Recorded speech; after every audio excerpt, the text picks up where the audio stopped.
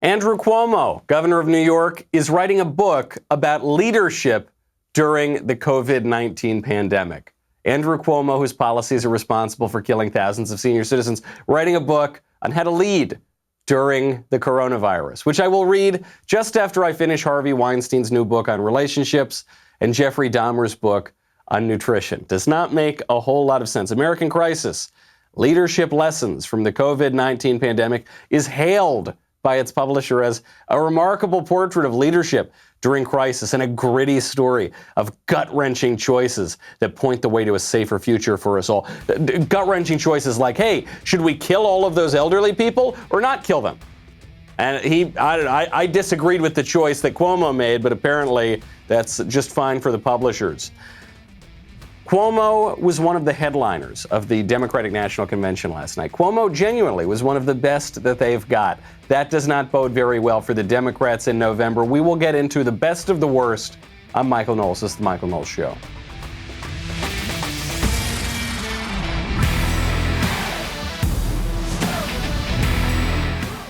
Welcome back to the show. My favorite comment from yesterday from John Egan. When AOC said, "I have been thinking," well, we know that's a lie. That's a good point.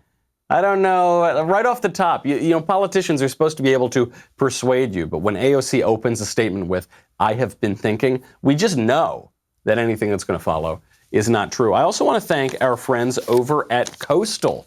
You know, it's very difficult these days to find a decent priced pair of glasses. But at Coastal.com, you can get prescription glasses starting at $9 with free shipping and 30-day risk-free returns. Now, one of my favorite part about Coastal has a great selection. You're not going to find a better selection anywhere of glasses. But one thing I really, really love about them, they have the most advanced virtual try-on technology that you will find anywhere. So you can move your head around, you can see how they look. A lot of other companies, you know, they'll have to mail it to you, try them on, then you don't like them, you got to mail it back. Not with Coastal. It's just tremendous. You can finally see what all these things will look like. Just go over there. You can even see just what shapes look like on your face. With Coastal, you don't have to spend hours at the store or hundreds of dollars. Go to Coastal.com. You pick the frames you want. You see how they look on you, on your phone even, and then you enter your prescription details and order. It's really a tremendous experience, really very simple, straightforward. Through October 31st, they were offering our listeners the best deal they have going anywhere, which is 50% off your first set of glasses at Coastal.com/Michael. Get free shipping, 30-day risk-free returns, 50% off at Coastal.com/Michael, only until October 31st. COASTAL.com/Michael. Some restrictions may apply. Andrew Cuomo, just staring reality in the face and then putting up that middle finger. That's what Andrew Cuomo is doing by publishing this book on leadership. And he did it throughout all of his speeches. And it wasn't just him, it was all of the Democrats. The key theme to the Democratic National Convention has been trying to seem like they don't hate America. Right? The Democrats have spent the last 6 months burning the American flag, burning America, burning the country to the ground, toppling statues of George Washington, talking about what a terrible country this is and always has been, publishing huge stories in the New York Times about how America's racist and terrible, we have to overthrow the founding. Then you get to November and they say, oh gosh, maybe that's not a great way to win an election by running against the American flag. So the theme of the convention is we the people, as if they gave two cares in the world about the Constitution, and the theme has been patriotism. So Andrew Cuomo gets up there, and he talks about just how much he loves America. Joe Biden is what I call America tough. Tough in the best way. Tough that is smart, united, disciplined, and loving. Joe Biden can restore the soul of America. America. It's America tough. That's a good thing. And this country, it's got a good soul. Donald Trump, he's chased that soul away, but we got to restore the soul of America. Restore the soul of America sounds, in a way, like make America great again, doesn't it? That's saying the same thing. America used to be great, used to have this wonderful quality. Now it's not there anymore, but we're going to bring it back. That's a very different tune than Andrew Cuomo was singing year and a half ago, when he said explicitly, accidentally, what he actually thinks, which is that America was never that great. We're not going to make America great again. It was never that great. We have not reached greatness. America was never that great. We have not reached greatness. We all knew that the Democratic elites felt this way, right? Look at the 1619 Project, look at the curricula in schools and colleges for the last decades, look at what they say when they're being honest on the campaign trail. But even that crowd that was there for Andy Cuomo, they cheered. When he said America was never that great, they cheered. That's what they believe. That's what the party believes. And so the problem for the DNC right now is their base hates the country, but they need to convince middle America, all those people in the center, the moderates, the suburban housewives, that they don't hate America. And it doesn't really work. So Cuomo pretends to love the country. That we can play the old clips though, right? The Democrats cozied up to a radical woman. Her name is Linda Sarsour. She is an Islamist. She is very opposed to much of what we cherish in this country. They've embraced her. Even the Women's March wouldn't embrace her. She's so radical. But the DNC did because they had to. Because Linda Sarsour explained the central tension of the DNC for the past couple nights. Namely, this party belongs to the far left. The Democratic Party is not perfect, but it is absolutely our party in this moment. It's absolutely our party in this moment. Something tells me, first of all, who is Linda Sarsour referring to as we? She's not referring to Democrats because she's making a distinction between her and the Democrats. She's not referring to Americans. If you've ever heard anything this woman's ever said, you realize she doesn't identify primarily as an American in the spirit of 76. She's referring to the far left. Frankly, I'm not even saying she's referring to Islamists or any of that.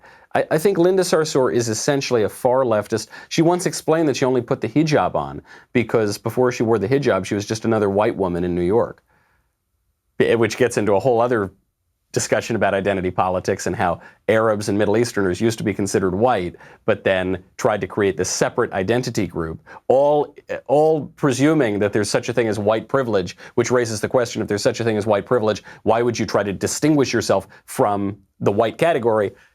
In any case, that's a discussion for another time. I'm sure they'll be having it at the DNC all night tonight.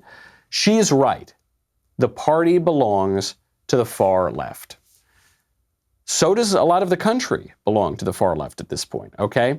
So the Democrats can't be that honest about it. They've got to give these radicals a little bit of airtime here at the DNC because they know their base likes that and they're now beholden to the far left. So what do they do for the rest of America? They just outright lie. And we've got our liar in chief over here, right back to Andrew Cuomo. The European virus infected the Northeast while the White House was still fixated on China. America can still rise to the occasion. We can put our differences aside and find commonality. Government can tell the truth and can build trust. We can judge by content of character rather than color of skin. We can care for one another. That Americans can work together and forge community and a competent government. That, of course, we will wear masks because we are smart and because I care about you and because you care about me. Of course, we will socially distance because staying away shows how close we actually are. Yes, we will set up testing and tracing and do whatever we need to do to mobilize to win this battle because we are America. We win wars, and we are the greatest country on the globe. And for all the pain and all the tears, our way worked, and it was beautiful. So until we get to that bit at the end, America's the greatest country and all that, until we get to that kind of boilerplate patriotism that Cuomo's been injecting all over the place, everything he said before that is untrue. Every single thing. He opens up calling it the European virus. Talk about, the left always hits the right for conspiracy theories, the Q people or whatever, The Democratic Party broadcast in prime time that the virus that we know with 100% certainty came from Wuhan, China, actually came from Europe. Now, why is he saying that? Well, because what he's saying is that it's racist. The Democrats have all been saying this, that it's racist to refer to the virus as the China virus. You shouldn't refer to it with a geographic location. But you can refer to it as European. Well, why is that? Because you can't be racist against white people. There's one thing that they would say. But then when it comes to affirmative action, they count Asians as white people. So it's very, very confusing. When you go down the road of identity politics, you don't know where you're going to end up, and it's certainly not going to make a lot of sense. But this is Orwellian. I mean, just that line. We're going to stay apart so that we can show how close we are. Being apart makes you very close. We're going to wear masks because we're smart, and smart people, they always have to wear masks. Yeah, that's because of all that scientific evidence, yeah. That's what we're going to do. I'm Andrew Cuomo, great leader during coronavirus. I don't think so. None of it is true.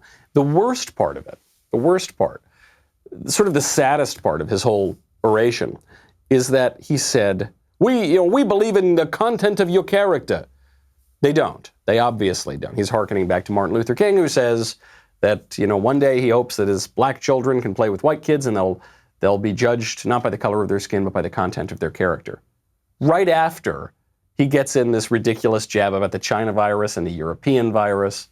So that makes it ridiculous. But even consider it on a broader level. John Marini has made this point before.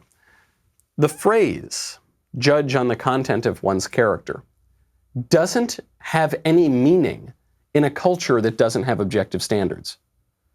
In a culture that doesn't acknowledge objective virtue or the metaphysical soul or a moral standard or standards of behavior that we all have to follow, in this kind of culture that we have, the democratic culture of do what you want to do, and if it feels good, do it, and a man can be a woman, and nothing is objective and nothing is true, and we have to deconstruct everything and overturn statues. In that culture where everything's up for grabs, you can't judge someone on the content of one's character because that presumes a common understanding of virtue that does not exist, that we do not have, and we don't have it because the Democrats destroyed it.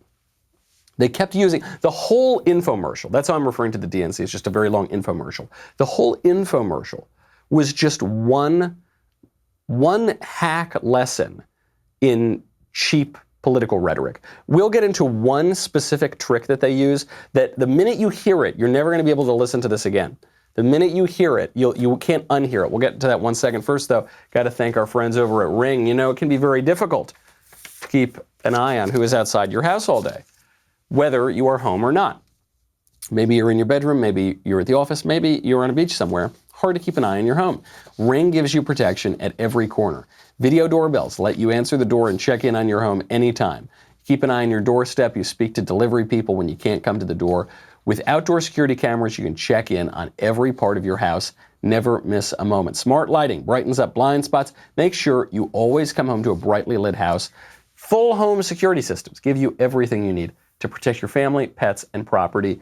I really trust these guys. I've mentioned this before. This is my trick to my friends, is I give them Ring home security kits as a housewarming gift because it's very helpful. I care about my friends. I want them to be safe because it makes you feel like you're cool in the future. But most importantly, from my perspective, it's not that expensive, so you seem like a very cool guy, even though you haven't had to spend a lot of money. Get a special offer on the Ring Welcome Kit when you go to ring.com/Knowles. The Welcome Kit includes the Ring Video Doorbell 3 and Chime Pro. All you need to start building custom security for your home today. Go to ring.com/Knowles. That is ring.com/Knowles, Knowles. There's this trick. You hear it. I'm sure the Republicans do it too, but the Democrats do it so much less convincingly. When politicians speak, they use a construction which is this, not that. So let's say I like pancakes, not omelets. I like sunshine, not rain. I like chocolate, not vanilla. And the thing about it is when a hack politician is using this kind of construction, you always know the thing they say they're not doing is the thing they are doing. So I'll give you an example. Just take a listen. Here's DNC Chairman Tom Perez, and then, of course, our liar-in-chief, Andrew Cuomo, with this precise construction. We will work to meet our extraordinary challenges because progress is made by the hopeful, not the cynical. And we will do that work together because movements are built by the many, not the few. A leader who appeals to the best within us, not the worst.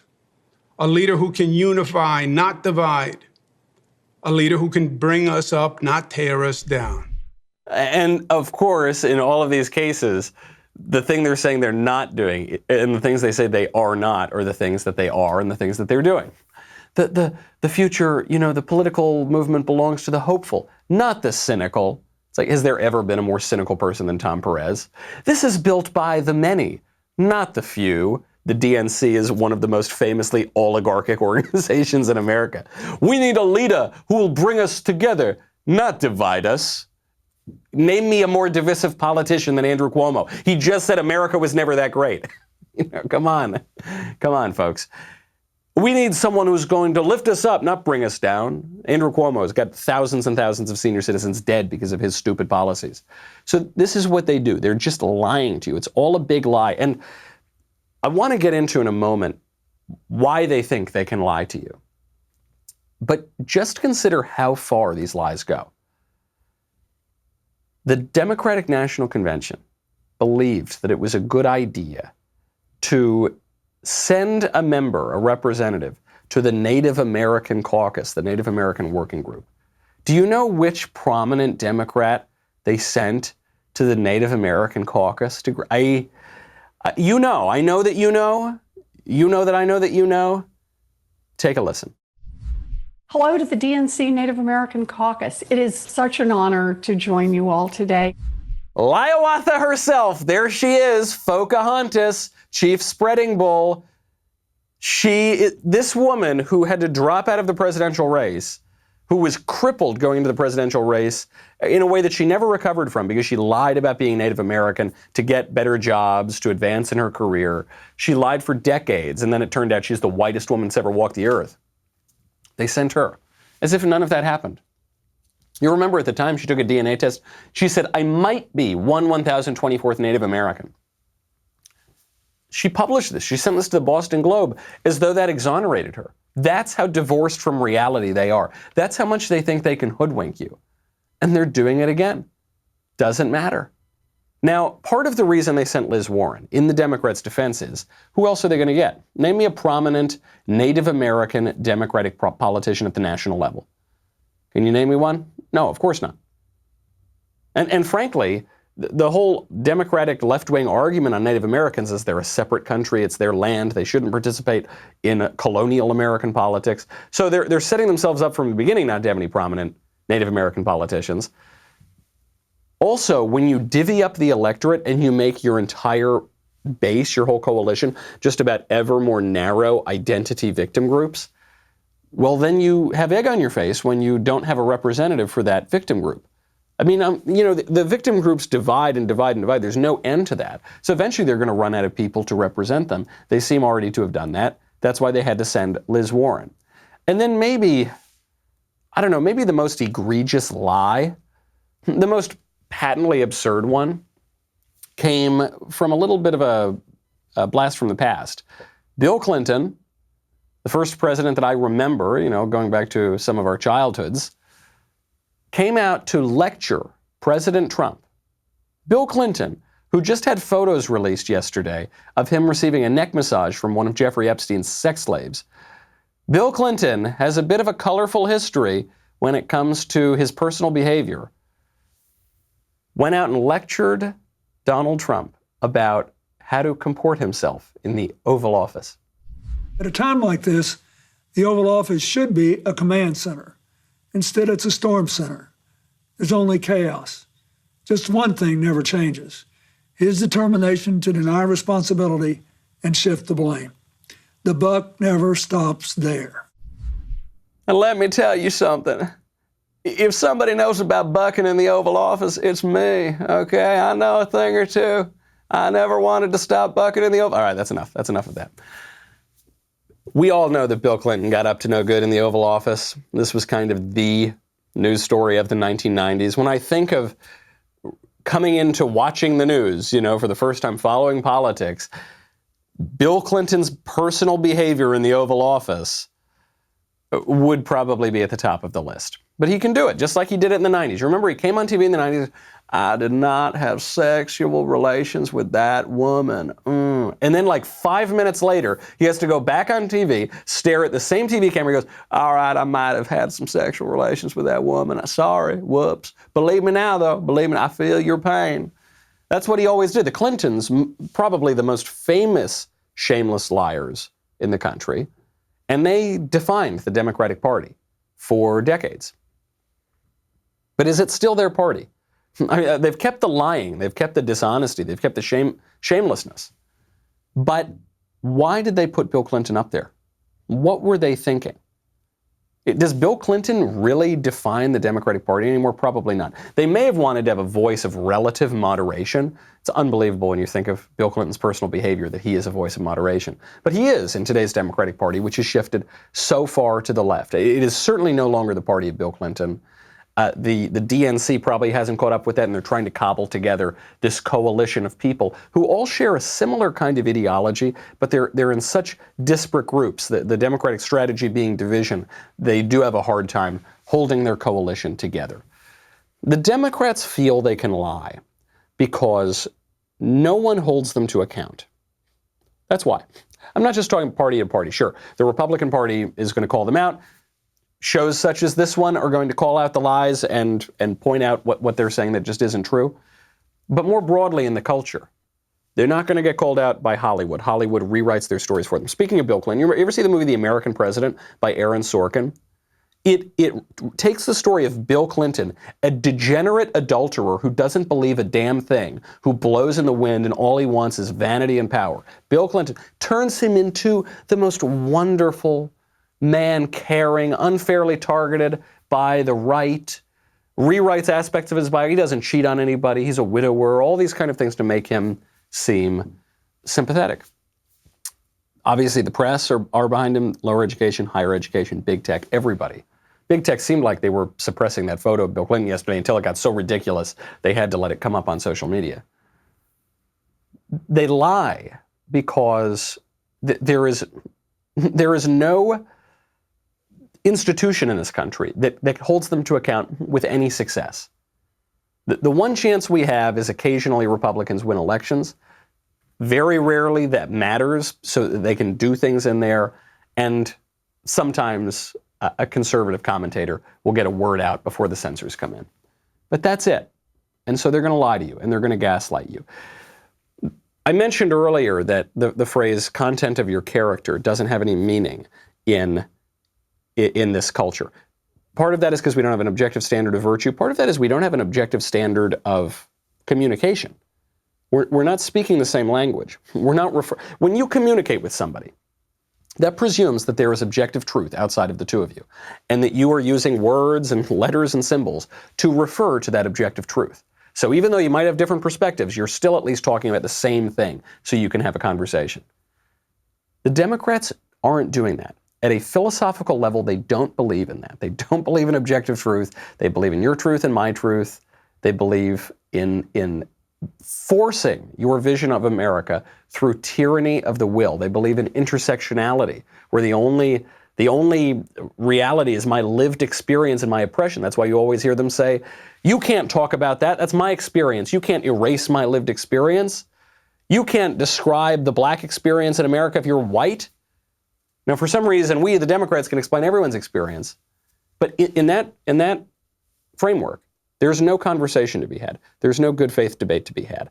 This is a brutal battle of interests. We talked yesterday about ways the left is trying to steal the election. That's what it's going to come down to. This is much less a fine debate in your garden or a gentlemanly election than it is a bare-knuckled brawl. That's what the Democrats were signaling yesterday at the DNC. But it goes beyond the political arrangement. It goes into corporate America. We'll get to that in 1 second. First, though, I've got to thank our friends over at Pure Talk. You know, people think that their cell phone bill just has to cost what it costs. They're always going to have to pay a lot of money. That's not true. There are easy savings that you can find. Who is your wireless provider? Is it AT&T, Verizon, T-Mobile? What if I told you Pure Talk USA uses the exact same network as one of those carriers? Same towers, same exact coverage. But it costs you half. I I know that you think what I'm saying is it's a similar network. It's similar. It's the exact same one, but it costs you half. Switching is very easy. You can keep your phone. They'll send you a new SIM card so you can get the same great service you currently have, but at half the price. Listen to this. Unlimited talk, text, and 2 gigs of data for just $20 a month. That is insane. The average person is saving $400 a year. Customer service, by the way, is right here in the U.S., and their CEO is a U.S. veteran who understands what it means to serve this country. Head on over. These guys are the real deal. Unlimited talk, unlimited text, 2 gigs of data for just $20 a month. All you need to do is grab your mobile phone, dial pound 250, say keyword Michael Knowles. That's pound 250. Say keyword Michael Knowles, and when you do, you will have 50% off your first month. Beyond the political realm, beyond the DNC, which I can't believe I've got to watch for another night tonight, what I do for you people, what I do, the sacrifices I make. Look into corporate America. This leaked yesterday. It was a slide from a Goodyear tires employee presentation. It described their zero tolerance policy. Their zero tolerance policy on expression, things you can say, things you can wear. Here is what the slide lists as acceptable expression. Black Lives Matter, or lesbian, gay, bisexual, transgender pride. Those are the 2 things listed under acceptable. Here's what's listed as unacceptable. Blue Lives Matter, All Lives Matter, MAGA attire, or politically affiliated slogans or material. So, far left-wing activism, good, acceptable. Anything even remotely patriotic or conservative, unacceptable. That's corporate America. I mean, just these you can't say that you support cops. You can't say you support law and order. That's no longer allowed because of Goodyear. You can't say you support all lives. It has to be only black lives. Not all lives, black lives. White lives are bad. Hispanic lives are bad. Asian lives, very, very bad. No one cares about that. They don't matter. Only black lives, according to Goodyear. MAGA, you can't support the president. You can't even support the expression, make America great again. You got to make America worse. Or you got to say America was never that great, just like Andy Cuomo said when he was being slightly more honest. And nothing political, unless it's left-wing. I think conservatives are finally waking up to something that they did not understand for decades. For decades, conservatives in the Republican Party carried water for corporate America. They shilled for giant transnational corporations with no loyalty to their own country, no sense of honor or virtue. They bought into this BS kind of silly Ayn Rand argument from the 1980s that all that matters is money, and we've got to worship money, and any sense of solidarity as our country, any sense of respect for our founding ideals and our founding fathers and for the common good is somehow un-American. Go back and read the founding fathers. Go back and read the writings of John Adams, Thomas Jefferson. Go back and George Washington. Go James Madison. We can list all the founders. Go read Abraham Lincoln. Do you know what they refer to all the time? The common good, virtue, loyalty, patriotism, solidarity with our fellow citizens. When you go back and read the founding fathers, it doesn't read like an Ayn Rand novel. It doesn't read like some bad Russian novelist, okay? We've got to come back to a sense of what this country is. That doesn't mean we have to throw out capitalism. That doesn't mean we have to hate businesses all of a sudden. But it does mean that we've got to get our priorities in order. We are Americans. We have to love our country. We have a right, we the people, to assert ourselves in politics. And if you're not going to do that in your corporation, I don't want anything to do with you, okay? Goodyear, by the way, has not confirmed that this was them. They haven't denied it either. Seems to me like if this weren't their slide, they would have denied it right away. On this point, I think there are some people, there have been some kind of more libertarian Republicans who are afraid that the moment we start talking about patriotism or the common good or national borders or anything like that, that we're going to throw capitalism out the window. But actually the opposite is true. The thing that is most imperiled, capitalism, private property, is our lack of patriotism, our lack of a sense of the common good, our lack of going back to our founding fathers. That is imperiling it. The Democrats are telling that to you, not just in private conversations. DNC panelists are explaining to the Youth Council of the Democratic National Committee that they want to throw away capitalism. Ditching capitalism, ditching private property goes hand in hand with ditching a sense of our common good and our common tradition and our common political founding. We'll get to that in 1 second. Then I got to tell you the greatest news of all. Oh my gosh, what great political news. We'll get to that in 1 second. First, though, got to thank you all for subscribing to the Michael Knowles Show YouTube channel. We just crossed 180,000 subscribers. We will have some great content coming out this weekend. Not going to tell you what yet, but it should be fun. We have a backstage this Friday. We're going to be talking about the DNC.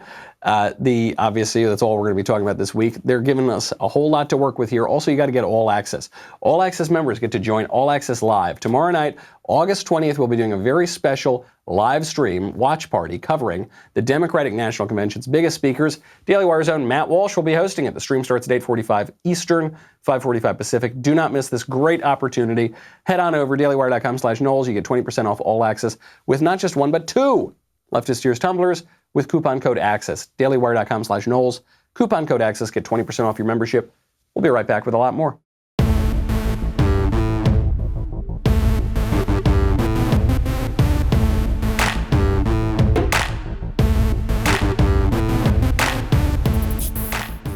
The Democrats want to destroy capitalism. Democrats used to mock Republicans for saying things like that as hysterical or some crazy fever dream. No, now they're just saying it outright. At this Youth Council of the Democratic National Committee, which is all being live streamed now, Ashley McRae insisted that, quote, the future we all want, that we're trying to build, involves the destruction of capitalism and a lot of other things. We understand that this future that we all want, that we're all trying to build, really is about the destruction of colonization, white supremacy, and capitalism. We must really move away from these systems and these frameworks if we really want to live in a future that does have a regenerative economy and does enable liberation and equity for our communities. This is definitely something that we all want to push forward. And so our hope and our dream is that we do push forward Green New Deal. Blah, blah, blah, and then they list all the other nonsense they want. What does that mean? Well, first of all, it shows us that the Green New Deal really is about destroying capitalism, right? Because she just admitted that there. Again, AOC denied this when we pointed it out when she first proposed the Green New Deal. Capitalism is the key here. It's the key into understanding what they mean. Because she says we want to get rid of colonization and white supremacy and capitalism. Now, I think some people who aren't paying very close attention, they say, well, okay, I don't particularly care for colonization. Yeah, I certainly don't like white supremacy. So yeah, let's get rid of those. Capitalism? Well, see, the capitalism's the key here. There is no American colonization. We are not colonizing places. Where are our colonies? Last colony we have is Puerto Rico. We didn't even want that. We still don't want that. I'd be happy to give that back to Spain so that Democrats don't make it a state and steal the Senate. There's no American colonization. What they mean by colonization is America itself. They refer to this as occupied land all the time. They say America stole the land, which isn't true. They say that America has no right to be on this land, also not true. And we need to give the land back. To who? I don't know. Give it back to the Comanche? Or the Comanche going to give it back to the Apache that they stole it from? I don't know. That's their line. When they say we're anti-colonization, what they mean is they're anti the American nation state. You hear Democrats sometimes say, make America Mexico again, talking about the land that used to be Spanish that we then took. The land that maybe they used to be French that we then bought, who knows? They're referring to the borders of our country, American sovereignty. When they say we don't want colonization, what they mean is we want open borders and no American right to rule, and to totally overturn the idea that we, the people, have the right to rule ourselves in this country. What about white supremacy? What do they mean by white supremacy? Well, according to the left, everything is white supremacist. According to you've just seen this come out from major left-wing institutions. The idea that now Western art is white supremacist. The idea that Western literature is white supremacist. Shakespeare is white supremacist. You got to decolonize the English departments, according to campaigns at major American universities. There's that word again, colonization. According to the left in recent days, critical thinking is white supremacist. Grammar is white supremacist. They've been releasing flyers about this sort of thing. What they're referring to is our civilization, which is not exclusively white, right? Western civilization is the only civilization in the world that hasn't defined itself primarily racially. I don't think that Eastern civilizations are particularly multicultural, but the West has embraced multiculturalism in its kind of desiccated modern form for many decades now, and in a truer form from the very beginning, because there is neither Jew nor Greek nor bond nor free, but all are one in Christ Jesus. They want to get rid of that. That's what they're talking. To them, that's what they mean by white supremacy. Sean King, a BLM activist, said it the other day. Said, yeah, we got to smash statues of Jesus because it's white supremacy. So that's what they're talking about here. They want to destroy the American nation state. They want to destroy Christendom, Western civilization, call it what you want. And they want to destroy capitalism. By capitalism, they mean private property rights. That's what they're referring to. What is capitalism? Capitalism, the word, is frankly a sort of Marxist creation. But what it's referring to, in this broad sense they're using it as, is private property. They want to take your property away. Now, that's not a great pitch to the American people, is it? Probably not. You see this reflected in some of the poll numbers. Incredibly, Joe Biden's poll numbers are going down, even during a convention. The whole point of the convention is so your poll numbers go up. So that's not good. But I've got a secret poll number, a secret data point that I haven't mentioned before on this show, but I got it from my publisher. You know that a few years ago, 3 years ago now, I did this blank book called Reasons to Vote for Democrats, a Comprehensive Guide. This was initially blurbed by our own Ben Shapiro, who referred to it as thorough. It was then blurbed by the President of the United States, who referred to it as a great book for your reading enjoyment. I spent my whole life researching this book. It's got an extensive bibliography, and then it's got completely blank pages. That's the thesis of the book.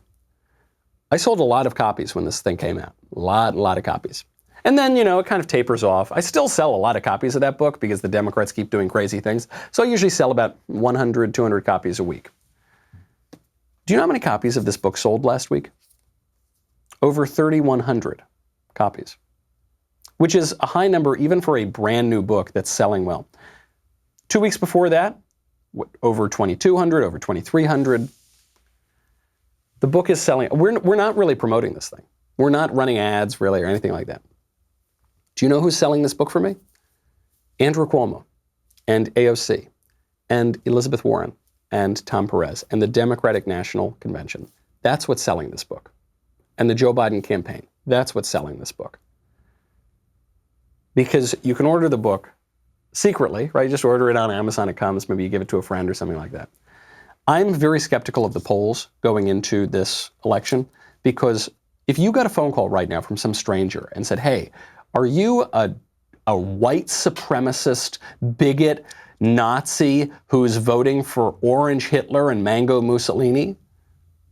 Are you going to tell them yes or no? Some people are going to say, yeah, sure, yeah, I am. I don't care any of the nonsense you're saying. Doesn't bother me. I'm voting for Trump. So, a lot of people are going to be cowed. They're going to be quiet about it.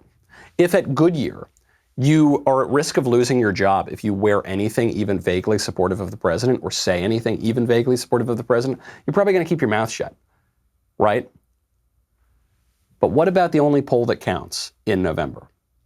I use the book kind of as a funny example of this, but I think there are hidden data points here that show you where the country is really, really moving. I don't think the Democrats are helping themselves at all during this DNC. And so in order to reach across the aisle, in order to try to grab some of those moderates, some of those suburban housewives, they had a handful of squishy Republicans, most of whom no one even remembers, and they came out to endorse at the DNC. Because you got to ask yourself, has Trump lost any votes? Trump won in 2016. No one thought he was going to win. And a lot of people were skeptical of him then. He's done a great job since then. He's assuaged a lot of fears. The never Trump movement has completely collapsed. So who do you lose? What people are saying is it's the suburban housewives. So you want to appeal to these more middle-of-the-road Republicans. Did the Democrats succeed at that? Let's take a listen. First up, Meg Whitman, former CEO of HP, who ran unsuccessfully for some political offices, a woman that basically nobody remembers at this point. Here's Meg Whitman's message to the convention. I'm Meg Whitman. I'm a longtime Republican and a longtime CEO. And let me tell you, Donald Trump has no clue how to run a business, let alone an economy. Okay, if Donald Trump has no clue how to run a business or an economy, how come we've all heard of him, we all know him, he's the most powerful man in the world, and very few people remember you? Last time I checked, the Trump Organization is doing better these days, is much more prominent in the public imagination than Hewlett-Packard, the company you used to run. And I think she runs another one. I don't even know the name of this company that she currently runs. She's a lifelong Republican. What are her positions? I just did a quick little Google search. She's a lifelong, staunch Republican who's in favor of open borders, who's against marriage, and who's pro-abortion. That's it. They got us. Wow. Principled conservatism. Oh my God, Donald Trump, he's a fake conservative. Not like the real conservatives like open borders, anti-marriage, pro-abortion, Meg Whitman, right? How about the next one? Another Whitman, coincidentally. Christine Todd Whitman, former governor of New Jersey 1,000 years ago. Here's Christine Todd Whitman's invective against President Trump. I'm Governor Christine Todd Whitman. What am I doing here? I'm a lifelong Republican. My parents were introduced at a Republican National Convention by their parents. That's how far back it goes. But this isn't about a Republican or Democrat. It's about a person decent enough, stable enough, strong enough to get our economy back on track. A person who could work with everyone, Democrats and Republicans, to get things done. Donald Trump isn't that person. Joe Biden is. Joe Biden is principled conservative. I've been a Republican so long, my grandparents were Republicans, and they introduced my parents who were Republicans. And okay, let's take a look at her record. Oh yeah, against marriage, pro-abortion, and pro-partial birth abortion. This monster, this woman supports a policy that would allow you to partially give birth and then kill the infant. In 1999, Whitman, when she was governor, vetoed a bill that outlawed partial birth abortion. That's that rock-ribbed conservative. So if you're a Republican who's going to vote for Joe Biden, you're siding with those principled conservatives like the ones who support partial birth abortion. And then my favorite. Then the best. We had been waiting. We knew this moment was going to come. John Kasich. Whose father was a mailman, in case you had forgotten. John Kasich comes out. He was a somewhat prominent 2016 contender for president on the Republican side. He endorses Joe Biden because America is at a crossroads. Take a listen. America is at a crossroads. Sometimes elections represent a real choice, a choice we make as individuals and as a nation about which path we want to take when we've come to challenging times. America is at that crossroads today. He's standing at a crossroads. Oh no. This is so lame. This is somehow even lamer than John Kasich. If you just took John Kasich by himself, that would be very lame. But John Kasich referring to crossroads while standing at a crossroad, that is like the lamest thing I've ever seen. I was waiting for him to say, America's come to a fork in the road, and then he lifts up a dining fork. Or he just got there and he just started turning himself around, like spinning around. America's at a turning point. It's not very convincing. And what is he talking about? I'm not going to subject you to listening to the rest of his ridiculous oration, but none of these people ever get to issues. All it boils down to is Donald Trump was mean to me and Joe Biden was nice to me. And it's all about me. And it's all about personal behavior, and it's all about the tweets. Because for these people, even Kasich is the worst one, because Kasich actually had a pretty good record in his early political career, but somewhere along the way he got to a fork in the road and he took the wrong path.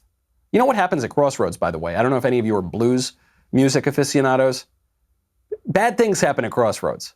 You know what people meet? People tend to meet the devil at crossroads, okay? And that would seem to be what's happening here. Because for these people, maybe John Kasich used to be about something real. It certainly hasn't been in quite a long time. Politics is not about changing anything. Politics is not about supporting our cherished institutions. Politics is not about rolling back this awful tide of leftism. It's not about pushing back against this anti-constitutional administrative bureaucracy that's taking our political power away from we the people. It's just about going along to get along. It's just about being the governor, being the congressman, being the president. It's not about doing anything.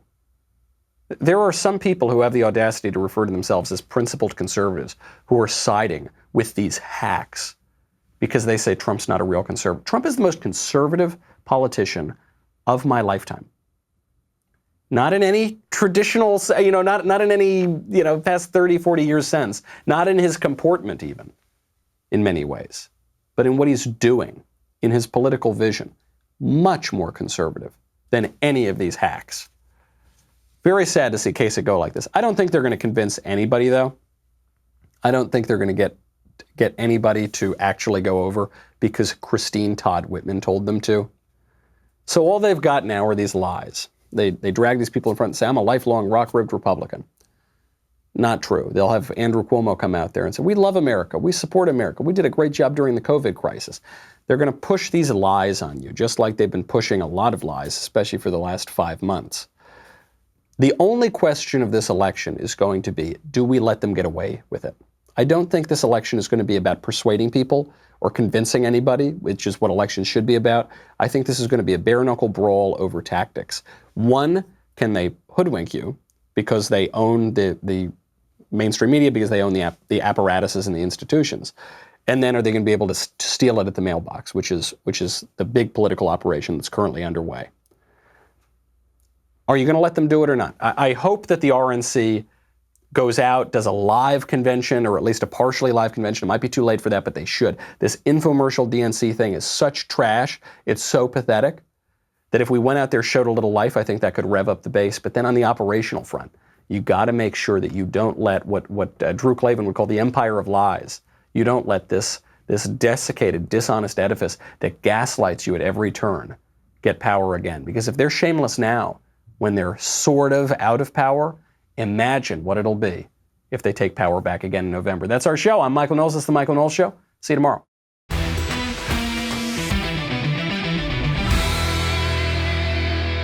The Michael Knowles Show is produced by Ben Davies. Executive producer, Jeremy Boring. Supervising producers, Mathis Glover and Robert Sterling. Technical producer, Austin Stevens. Assistant director, Pavel Wadowski. Editor and associate producer, Danny D'Amico. Audio mixer, Robin Fenderson. Hair and makeup, Nika Geneva. Production assistant, Ryan Love. The Michael Knowles Show is a Daily Wire production. Copyright Daily Wire 2020. If you prefer facts over feelings, aren't offended by the brutal truth, and you can still laugh at the insanity filling our national news cycle, well, tune in to The Ben Shapiro Show. We'll get a whole lot of that and much more. See you there.